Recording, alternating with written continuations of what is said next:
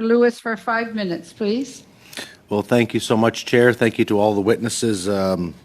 Unfortunately, this is it's kind of a gloomy Friday, so to speak, with regard to some of the testimony, although fantastic, true testimony, but it's gloomy, quite frankly, Madam Chair. So, when we hear that a container just a few years ago used to cost $3,000 to ship, and at the peak was $23,000 to ship a container, there's one taxpayer and one final end user, and that's each and every one of the Canadians. So that's, I don't know if it's price gouging. I don't know what it is, but that seems pretty wild, and no wonder that Canadians can't make ends meet. I guess the discussion is, it's not about just building more containers. That's not going to solve the problem. This is very much a shipping issue, so I understand it from that aspect. I'm fortunate to have visited ADM. They are a shipping company specifically for grain, right in the Windsor-Essex area. The majority of their shipments for grain go to the United States. So, who is, of course, our greatest trading partner. But in meeting with them, they sit right next to the Windsor Port Authority, and so I've also visited them as well and understand the whole rail side of things. So, ironically, like I've said a million times, if you can find it in Canada, you'll find it in Essex. I want to speak very quickly to Mr. Sheehan, and I really appreciate you, sir, bringing up the labor aspect of it. As a shadow minister for labor, I have been in direct contact with a lot of the unions, both on the east and the west coast, and I do realize that hours differ from coast to coast with regard to how many hours they can work compared to how many hours they can have off. So, Mr. Hems, you had mentioned about the third worst port in the world, which was Vancouver. So I'm going to say that's the bad news. Oh no, I would have to say that's the good news, because we also have the Toronto airport that was deemed the worst airport in the world. I think now it's number 2. So perhaps the Vancouver port isn't as bad as we think it is. Through you, Madam Chair, to Mr. Negad, can you tell me, sir, what can we do going forward? If we had a magic wand today, what is the answer? What's the immediate answer to relieve some of this pain?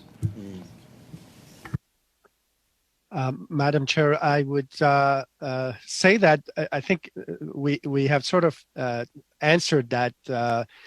I think the suggestion of looking at the infrastructure is definitely a good one, and there is also the whole supply chain system, which has been suggested as well, to look at what's happening with the rails, what opportunities do we have with labor, if any, at this point. So I think getting more involved as a government would be the best thing that we can do, and just not sitting back and letting the private sector drive that wherever it may go. Canada needs help.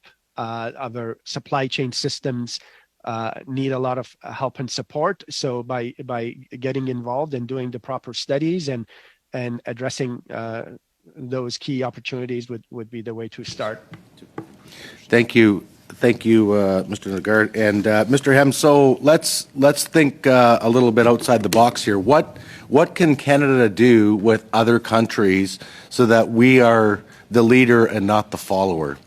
Trying to think really big, trying to think really global here.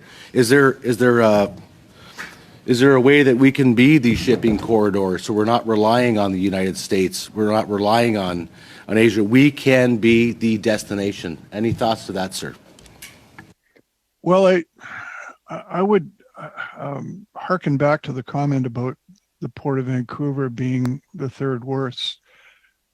I don't think that we have that bad a system right now, especially at the port side. They were a victim of, I hate to use that word, but they were a victim of the circumstances of the time. They are in fact probably a very efficient port, but because of the backlog, the pandemic, and all those things that happened, the whole west coast of North America was inundated with containers in a fashion that we've never seen before or experienced before. But I would also point to Murad's suggestion that we really have to become more reliant on moving the containers out of the ports faster than what we do today. And that's an effort of coordination with the railways. And I think that could be a point of focus. Get those containers away from the port as soon as you possibly can. Some of the success that they've seen in the Port of Los Angeles, for example, has actually done that. And Burlington Northern just recently announced the fact that they're going to build a huge facility in Barstow, California, that does exactly that. They're just going to take the containers directly off the ship. They're going to run it out to Barstow, and that's where they're going to make up their trains, rather than doing it like we do in Canada, which is essentially making up the trains right on the container terminal's dock. That is probably one of our biggest drawbacks that we've got right now. Now, if you can start taking those containers away. Yeah, I'm sorry, Thank Mr. you. Rose, your Thank you, time